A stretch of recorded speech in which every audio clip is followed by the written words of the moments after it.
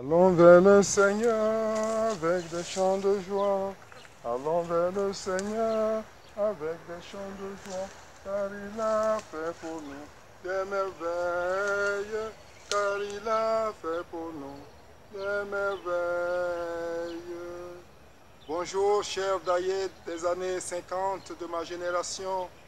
Bonjour, cher Daillé des années 80 de la génération des jeunes gens et jeunes filles à qui reviendra la tâche d'achever pleinement la mission de l'âge d'or de l'Afrique selon la prophétie d'Isaïe 19.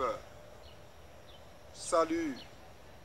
En ce jour, je voudrais vous adresser une co-choc, une communication par le choc des consciences.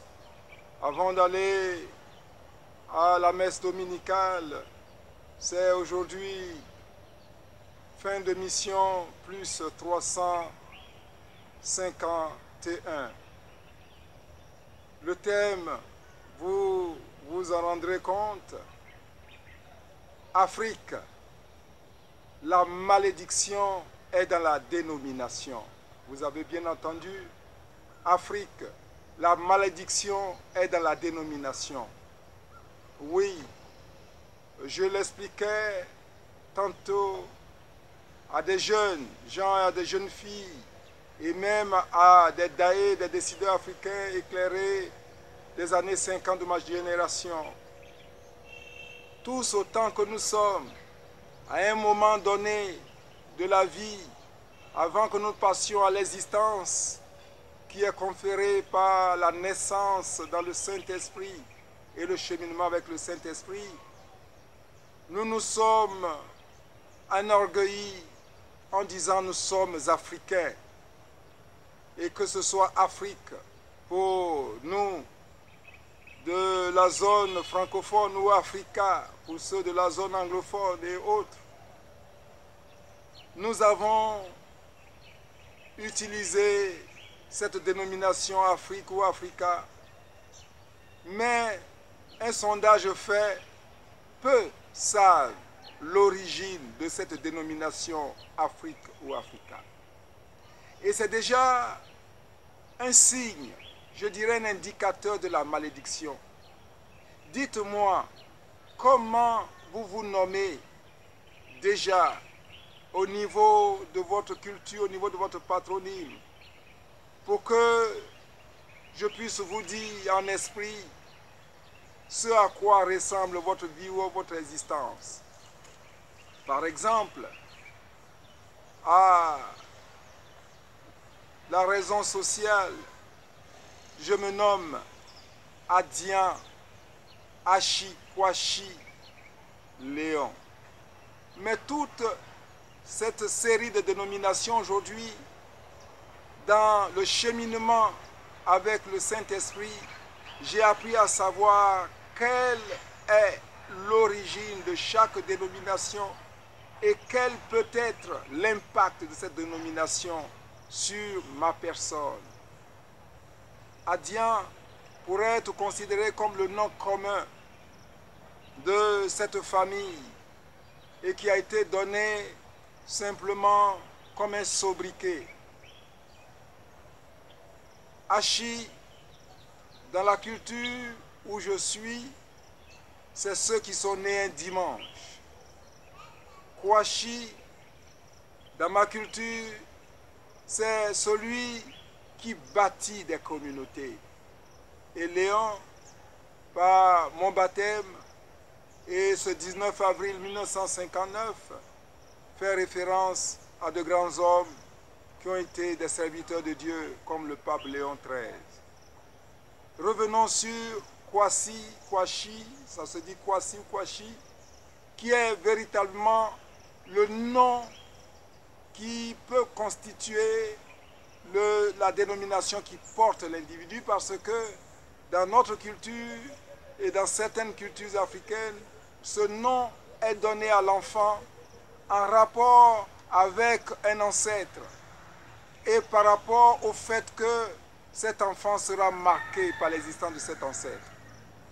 et l'ancêtre que je connais, tant du côté de ma mère, Okiekwashi, que du côté de mon père, Kwasi. L'un a été un homme de grande prospérité, mais surtout un homme de cœur qui a accueilli des hommes, des enfants, de ses frères, de ses sœurs et d'autres personnes. Et c'est pour cela d'ailleurs qu'il en est mort parce que son cousin le jalousait pour le fait que ses enfants, à eux, n'aient pas été pris en compte par son cousin, Kwashi Okié.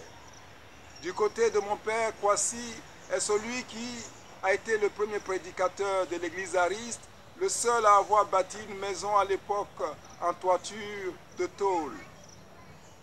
Et donc par ces références, il y a certes un impact favorable, mais le baptême du Saint-Esprit, le cheminement du Saint-Esprit m'a fait en sorte que cet impact positif a été orienté dans l'œuvre, pas pour Dieu, mais de Dieu. C'est de la même façon que toute entité dans sa dénomination peut porter soit la bénédiction, soit la malédiction. Et la dénomination Afrique ou Africa porte en elle-même la malédiction telle qu'exposée en Isaïe chapitre 19, disons pour la première partie de cette prophétie. Déjà donc, près de 99,99% des habitants de ce continent ne savent pas l'origine de leur dénomination. Or, si tu ne sais pas qui tu es, tu ne peux pas aspirer à la plénitude de l'existence. C'est déjà une malédiction. Ensuite, pour ceux qui sont allés chercher l'origine et le sens de cette dénomination, il y a plusieurs thèses qui s'affrontent. Mais à la réalité, la thèse la plus probable, c'est la thèse de la dénomination en rapport avec le premier conquérant arabe qui est venu de l'Est et qui a conquis une bonne partie de l'Afrique, qui s'appelait de la dénomination arabe Afrikia. Donc, pour nous résumer, nous pourrons dire, 1. Les populations ne savent pas à 99,99% l'origine de la dénomination, ils s'en repaissent, ils s'en contentent et cela brise justement toutes les velléités de développement, toutes les velléités de promotion. Mais puis, la dénomination elle-même est négativement chargée parce que commémorant et donc établissant comme une chape de plomb par rapport à la référence à la domination d'un individu sur un continent. Il faut que nous puissions y réfléchir. Et maintenant, sur le troisième point de cette malédiction, il se trouve que 99,99% de cette population qui soit est dans une religion ou une autre n'arrive pas à retrouver les traces de ce continent ou encore les traces de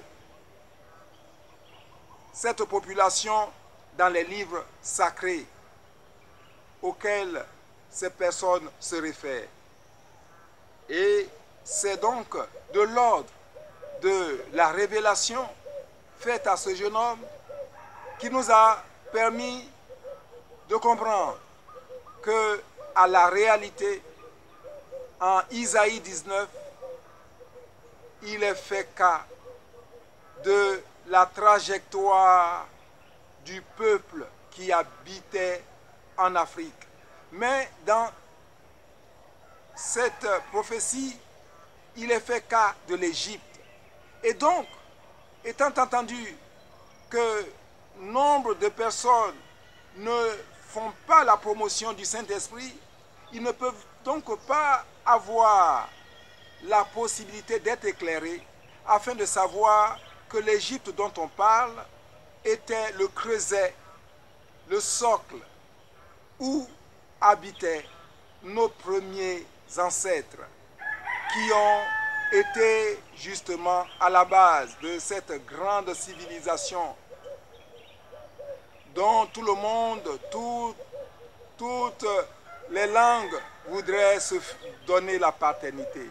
Mais cela a été établi épistémologiquement par Cheikh Anta Diop. Mais il faut dépasser le cadre épistémologique pour aller dans le cadre heuristique et mystique pour comprendre que, certes, nos ancêtres égyptiens ont réalisé de grandes choses dans les pyramides, mais en même temps, ils ont commis des impairs, notamment le fait d'avoir opprimé le peuple de Dieu, et de cela, Dieu a pris ombrage et la malédiction a été prononcée.